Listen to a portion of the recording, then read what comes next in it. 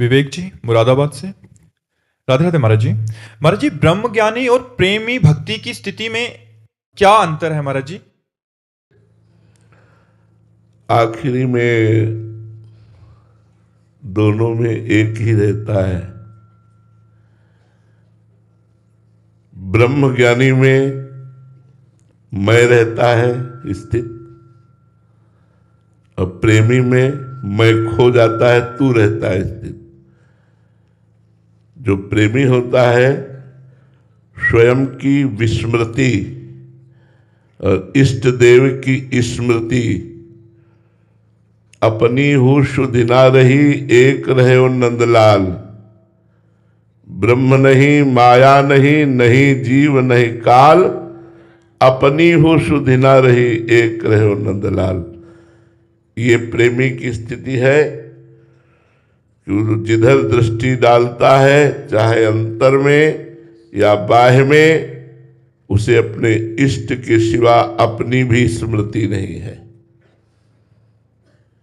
वस्तु व्यक्ति स्थान नानात्व का पूर्ण रूप से इष्टाकार भाव में अनुभव हो जाना, ये प्रेमी का लक्षण है। जिधर देखता है अपना प्रीतम ही प्रीतम है, पर मैं देख रहा हूं इसकी स्मृति भी गायब हो जाती है, केवल प्रीतम। और ब्रह्म ज्ञानी में प्रीतम नंदलाल वासुदेव कृष्ण शिव जो है वो सब मैं हूं। शिवोहम कृष्णोहम अहम ब्रह्मास्मि, अयम आत्मा। वो सबको अपने में देखता है, सब विस्मरण करके केवल मैं, और ये मैं का लय करके केवल तू। और जो मैं तू दोनों का अनुभव करता है वो माया, मैं और मोर तोड़ता है माया। जो शुद्ध मैं वो ब्रह्माकार वृत्ति, जो शुद्ध तू वो प्रेममयी वृत्ति। अपनी ही शुद्ध ना रही एक रहे ओ नंदलाल। ये प्रेमी की स्थिति होती है कि देह भान रहित, देह शुद्ध का विस्मरण हो गया है। प्राण मन बुद्धि चित्त अहम सब कृष्णाकार, और ज्ञानी सब ब्रह्माकार, सर्वम खलमिदम ब्रह्म, और वो ब्रह्म मैं, ऐसा अनुभव होता है। ब्रह्म ज्ञान और प्रेमी की आंतरिक स्थिति में यही अंतर होता है। एक मैं में स्थित होता है, एक मैं का विस्मरण करके तू में स्थित होता है। एक प्रेम रस का रसास्वादन करता है, एक अखंडानंद का अनुभव करता है। दोनों एक ही चरम अवस्था की स्थिति का नाम है ब्रह्मबोध और प्रेम। दोनों चरम अवस्था है। ज्ञान की चरम अवस्था ब्रह्मबोध, भक्ति की चरम अवस्था प्रेम। सुरेन कुमार जी केकड़ी से, राजस्थान से। राधे राधे महाराज जी। महाराज जी, अपने विवेक को जागृत करने के लिए साधक को क्या करना चाहिए? सत्संग। बिन सत्संग विवेक न होई, राम कृपा बिन सुलभ न सोई। भगवत आराधक संतों का संग करने से विवेक जागृत हो जाता है। शास्त्रों का स्वाध्याय हो और संतों का संग हो, कुसंग का त्याग हो, तो हमारे अंदर मोह ममता का त्याग होकर शुद्ध विवेक का जागरण हो जाए। ये विवेक किसी साधना से उत्पन्न नहीं होता, ये बाजार में नहीं मिलता, ये संतों के संग से मिलता है। बिन सत्संग विवेक न होई, खुली बात है। बिना साधु संग के विवेक नहीं होता। और होए विवेक मोह भ्रम भागा, तब रघुनाथ चरण अनुरागा। विवेक हुआ, मोह का नाश हुआ, भगवान में प्रेम हो गया। मोह गए बिनु राम पद होए न दृढ़ अनुराग। बिना मोह का नाश हुए भगवान के चरणों में दृढ़ अनुराग नहीं होता, और बिना विवेक ही मोह का नाश नहीं होता, और बिना सत्संग के विवेक नहीं होता, और बिना भगवान की कृपा के सत्संग नहीं मिलता। अमित बब्बर जी नोएडा से। राधे राधे महाराज जी। महाराज जी, आपके प्रवचन में अनेक बार सुना है कि उच्च कोटि के संत जनों को भी परीक्षाएं देनी पड़ती हैं, दुख तकलीफ का सामना करना पड़ता है, लेकिन उनकी मनस्थिति कभी डमाडोल नहीं होती। वो किसी भी बीमारी दुख को आभास अंदर नहीं आता। महाराज जी, ऐसी मनस्थिति साधक की कैसे हो? महाराज भजन से बनती है। जब तक देह में मन लगा रहता है तब तक वो उच्च कोटि का संत नहीं होता। और जब मन भगवान में लग गया, सा वही मन कृष्ण पदारविंदयो, तो दुख सुख का अनुभव करने वाला मन था, अब वो मन प्रभु के चरणों में लग गया, तो सांसारिक सुख दुख का अनुभव कौन करे। इसलिए भान तो होता है कि ये पीड़ा हो रही है, ये परेशानी है, लेकिन व्यथा नहीं होती, क्योंकि मन तो वहां है जहां प्रभु विराजमान है और प्रभु आनंद समुद्र है। इसलिए मन आनंद में अटखेलियां करता रहता है और शरीर विविध प्रकार की पीड़ाओं से युक्त होने पर भी कोई फर्क नहीं पड़ता। ये भजन से स्थिति आएगी। भजन करते करते मन भगवदाकार हो जाए तो फिर इनका कोई प्रभाव, शरीर की स्थितियों का कोई प्रभाव नहीं पड़ता। नहीं तो शरीर में अगर थोड़ा भी कष्ट हो तो मन भजन छोड़ करके कष्ट ही का चिंतन करता है। थोड़ी भी समस्या हो तो भजन छोड़कर समस्या का चिंतन करता है। जब भजन के द्वारा मन भगवदाकार कर लिया जाता है, मन कृष्णाकार हो जाता है, तब फिर ये स्थिति होती है कि शरीर में पीड़ा है, शरीर सड़ रहा है, या पूजा की जा रही है या पीटा जा रहा है, लेकिन उसके मन को आनंद है। मेरो मन आनंद, मन में आनंद है। क्यों? मन आनंद सिंधु में है, नाशवान शरीर में नहीं है। अब ये भजन के द्वारा ही होगा, ये बातों से तो होने वाला है नहीं। जितना भजन करके भगवद आश्रय दृढ़ कर लिया जाता है, उतना शरीर में, हमने आंखों से देखा है, इतने पैर में पूरे कीड़े ही कीड़े, मतलब रोमांच हो गया देख करके उनको। और वो मुस्कुरा के बात कर रहे थे, हमारे हाय हाय मच गई। यही हितधाम में थे, परिक्रमा में वो आ रहे थे, बीच बीच में वो चीख पड़ते थे राधे, तो उनकी चीख से ऐसा लग रहा था इनको पीड़ा है।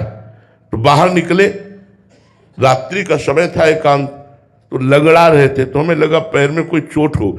जब पैर को देखा तो कीड़े ही कीड़े, हमारे तो एकदम शरीर कांप गया कि एक चींटी काटे तो ऐसा नहीं हो जाता, इतने कीड़े।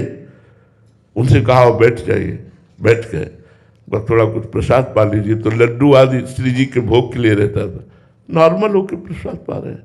तो महाराज जी आपको कर, बोले प्रारब्ध भोग है, प्रारब्ध भोग। गजब की स्थिति, गजब की स्थिति, गजब। हमारी तो मतलब सोच करके शरीर कांप जाए, लाखों कीड़े बड़े मोटे मोटे पैर में, और वो ऐसे नॉर्मल बात कर रहे थे। बीच बीच में राधे, गजब की स्थिति महापुरुषों में देखी गई। क्योंकि शरीर से परे मन सच्चिदानंद में डूब गया। अब शरीर को कीड़े भी लग जाए तो कोई फर्क नहीं पड़ता। इसीलिए भर्तरी जी ने कहा है, यावत स्वस्थ मिदम कलेवरम यावत च दूरे जरा। जब तक तुम्हारा शरीर स्वस्थ है, बुढ़ापा नहीं आ रहा है, तब तक भजन के द्वारा ऐसी स्थिति बना लो, नहीं तो बड़ी दुर्गति है। ये मनुष्य शरीर केवल भगवत प्राप्ति के लिए मिला है।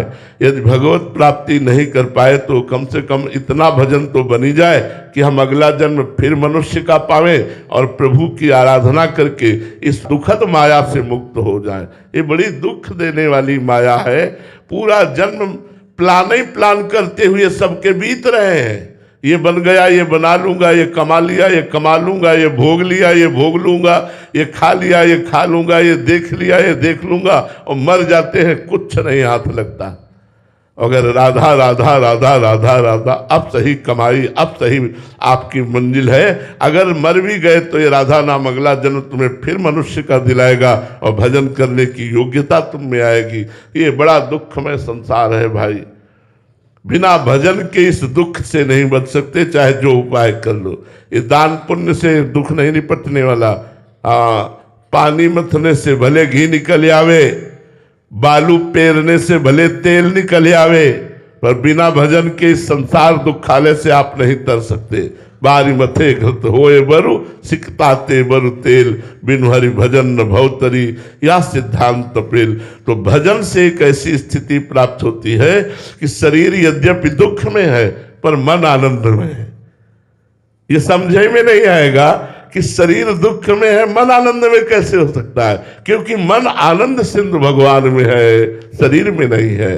शरीर शुद्धि से, शरीर स्थिति से ऊपर जब मन उठ जाता है तब ये स्थिति होती है, नहीं तो शरीर के दुख सुख का ही चिंतन करता रहता है मन। कमल शर्मा जी, सूरतगढ़ से।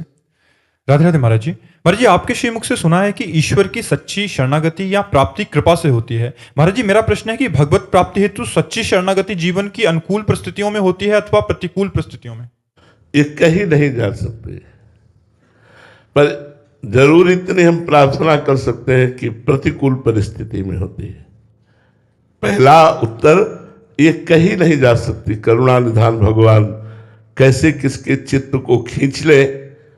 पर दूसरी सिद्धांत की बात, प्रतिकूलता में शरणागति होती है।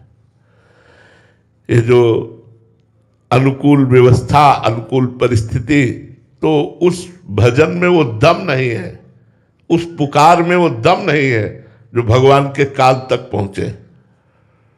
हमारी बात समझना, एक बार जिन नाम लिए हित सो होए अति दीन, ताको संग न छाणही ध्रुव अपनो कर लीन। एक बार वो आर्त भाव, जब सब जगह से ठोकर खा करके कोई साथ देने वाला नहीं और अपनी भी सामर्थ्य नहीं रह जाती, तब जो शरणागति होती है वो धन्य कर देती है। और वो शरणागति होती है प्रतिकूलता में। आज तक प्रायः, वैसे हमने पहला उत्तर दिया है कि यह सिद्धांत नहीं है, भगवान किसी के चित्त को कभी भी चुरा सकते हैं, कभी भी उसको विवेक जागृत हो सकता है। लेकिन प्रायः उच्च कोटि की शरणागति विपरीत परिस्थिति में, अव्यवस्था में, तिरस्कार में, अपमान में, प्रतिकूलता में, दुख में ही हुई है, विपरीत परिस्थिति में। महाराज जी, एक साधक का एक प्रश्न था कि 84 जी के मानसिक पाठ का प्रयास किया जाता है, जब बीच में किसी कार्य या बातचीत में लग जाते हैं तो पाठ आगे नहीं बढ़ता, तो 2-3 शब्द या आधी अधूरी पंक्ति ही मन में बार बार चलती रहती है। महाराज जी, क्या ये भी नाम जप के बराबर ही है? हाँ, बिल्कुल नाम जप के बराबर है। कहत हरिवंश हरिवंश हरिवंश हित, जपत हरिवंश हरिवंश बानी। श्याम श्यामा प्रगट, प्रगट अक्षर निकट, प्रगट रस स्रवत अति मधुर बानी। सोज बानी रसिक नित्य निस दिन, रटत कहत अरु सुनत रस रीति जानी। ताहि तजियोर गाउन कमहु कछु, प्राण रमिरहि हरिवंश बानी। वैसे जिनका प्रश्न है वो ध्यान से सुन ले कि जैसे हमारा 84 जी का पद चल रहा है, मानो हम बन की कुंजन कुंजन डोलन, निकसत निपट साकरी बीथिर परसत नाहि निचोलन। इसके बाद हमें बात करनी है। तो पहले हम अपनी मानसिकता को ठीक से उस 84 जी की उस लाइन पर स्थित करें। निकसत निपट साकरी बीथिन परसत नाहि निचोलन। अब बात शुरू की। बात शुरू करते हुए आगे की लाइन शुरू कर देंगे मानसिक। प्रात काल रजनी सब जागे, सूचत सुख दृग लोलन, आलसवंत अरुण अति व्याकुल कछु पचत। फिर बात करनी है, फिर रोक दिया, फिर उसी लाइन पर दृष्टि रखा। ऐसा होता है। तो यदि हम एक लाइन को भी 100 बार करते हैं तो वो मंत्र के बराबर फल प्रदान करने वाली होती है। उसमें कोई अंतर नहीं, नाम वाणी में कोई अंतर नहीं, मंत्र वाणी में कोई अंतर नहीं। 84 जी की पंक्ति और निज मंत्र में कोई अंतर नहीं है। यदि आप एक ही पंक्ति 1000 बार, बनी वृषभानुनंदनी आदि, बनी वृषभानुनंदनी आदि, बनी वृषभानुनंदनी, तो मानो आपका निज मंत्र चल रहा है। आप बिल्कुल परेशान मत होइए। 84 जी के एक एक अक्षर में श्यामा श्याम विराजमान। श्याम श्यामा प्रगट, प्रगट अक्षर निकट, शब्द नहीं अक्षर, प्रगट अक्षर निकट, प्रगट रस स्रवत अति मधुर बानी। सोजु बानी रसिक नित्य निस्दिन, रात दिन रटत कहत और सुनत रस रीति जानी। ताहि तजी और गाउन कभू कछु, प्राण रमि रही हरिवंश वानी। 84 जी का पाठ मानसिक कर ले तो जय जय। गान करे तो क्या कहना, मानसिक कर ले तो बहुत बड़ी बात है, क्योंकि मन से चतुरासी जी की आवृत्ति करना ये बहुत बड़ी बात है। और जो भी साधक ये कर रहे हैं खूब उनको प्रोत्साहन देते हैं कि आप करो, निश्चित निकुंज में जाने की तैयारी हो रही है। यदि मानसिक चतुरासी जी का पाठ हो रहा है तो हम निकुंज में तैयारी कर रहे हैं मन को पहुंचाने की।